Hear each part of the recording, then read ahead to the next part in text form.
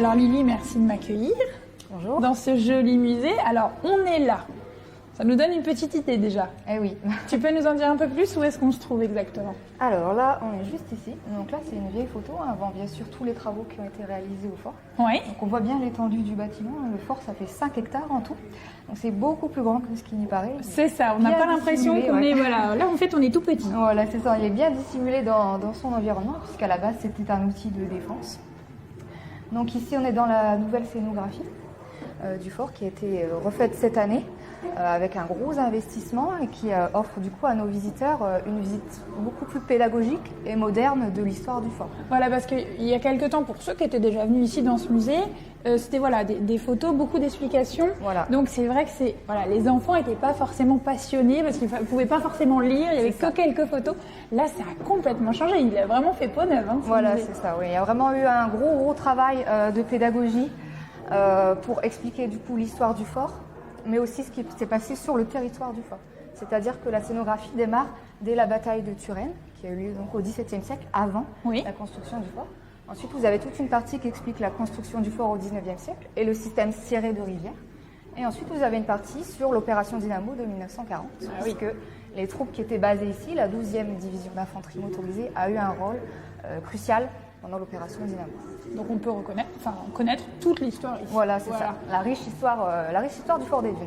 Alors, ce qui est chouette aussi, c'est que j'ai vu qu'il y avait les petits... On peut écouter aussi pour les étrangers qui viennent. Voilà, vous êtes aussi adapté à tout ça. Ça, c'est chouette, c'est sympa. Ouais. La visite, en fait, est audio guidée. Donc, elle est accessible à tous. Parce que les audio guides sont disponibles en 4 langues, en français, anglais, allemand, néerlandais. Donc, c'est aussi une scénographie qui s'adapte aux étrangers, ce qui n'était pas le cas avant. Tout était en français, donc aujourd'hui... Alors là, on est vraiment dans l'ambiance. Hein. Je ne sais pas si vous entendez, mais on entend bien le son. On a l'impression d'être en plein milieu d'un film. Il y a des reconstitutions qui ont été faites, c'est ça? Voilà, oui. Vous avez différentes salles vidéo qui retracent du coup l'histoire du fort. Par exemple, ici, vous avez une salle vidéo qui reconstitue le système Ciré de Rivière, comment le général Ciré de Rivière a présenté son projet au président de l'époque. Vous avez aussi la salle des Dunes qui retrace toute l'histoire du fort, de la bataille de Turenne jusqu'à l'opération Dynamo. Ah bah là, dis donc, c'est une vraie leçon d'histoire ici. Hein. Ah oui, là, il y a de quoi lire, il y a de quoi apprendre. Alors là, c'est génial pour les vacances, c'est super. C'est les devoirs de vacances aussi. Au moins, ils vont retourner à l'école. Voilà. Les enfants, ils en connaîtront un rayon. Et puis en plus, tu m'as dit, vous mettez aussi un peu en situation. Vous avez 2 salles aussi où on voit une mise en situation, un bureau en général, c'est ça? On a 2 salles de reconstitution, les prisons, donc les prisons militaires, qui sont toujours habitées depuis la Seconde Guerre mondiale. Et on a aussi la salle boulot, qui est une salle de reconstitution qui représente le bureau du général Janssen. C'est le général qui menait les troupes pendant la Seconde Guerre mondiale. Eh ben, écoute, on va aller voir ça. En tout cas, on est vraiment dans l'ambiance.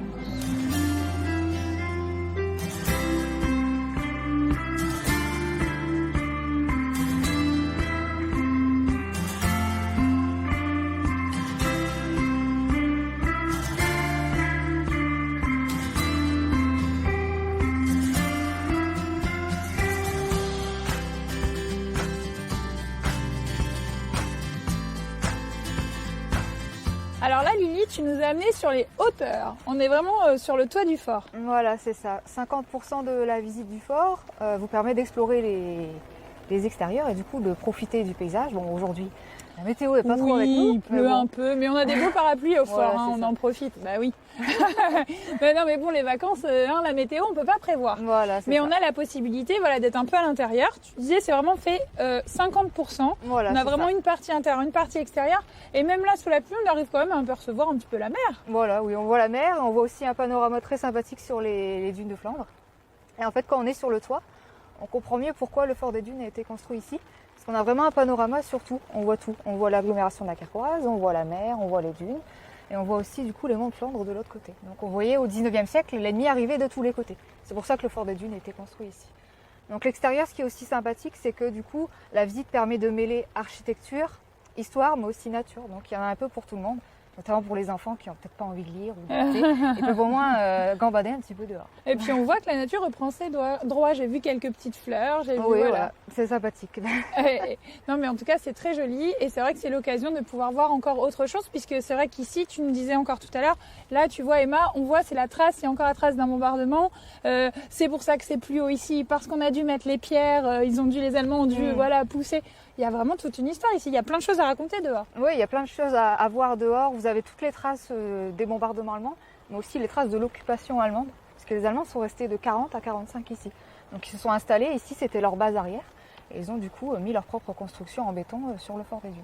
Eh ben, il y a plein de choses à savoir. Et alors, quand on vient faire une visite sur le musée entier, on en a pour combien de temps à peu près ?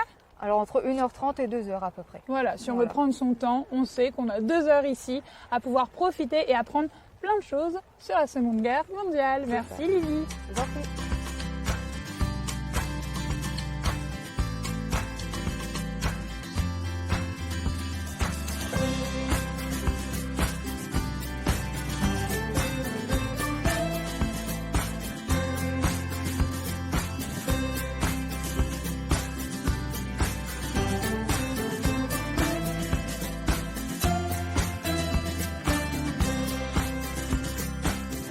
Quand je vous avais dit que les vacances étaient aussi l'occasion d'aller à la découverte de l'histoire de notre territoire, eh bien voilà, si vous voulez passer de belles vacances sur la côte et puis vivre une escapade mémoire, il ne faut pas hésiter. Il faut aller sur la plage de Brédune, voir les vestiges de la guerre d'il y a de ça 80 ans.